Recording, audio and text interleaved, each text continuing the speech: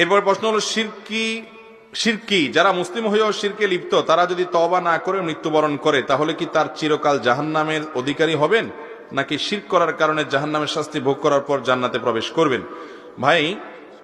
শিরক সম্পর্কে আল্লাহ রাব্বুল আলামিন বলেছেন, ইন্নাল্লাহা লা ইয়াগফিরু আন ইউশরাকা বিহি, আল্লাহর সঙ্গে যদি কেউ শিরিক করে, অর্থাৎ বড় শিরিক, কাউকে সিজদা করলো, কাউকে আল্লাহর স্থানে স্থলাভিষিক্ত করলো, এরকম মনে করলো, ইবাদত করলো যেটা আল্লাহর শানে শুধুমাত্র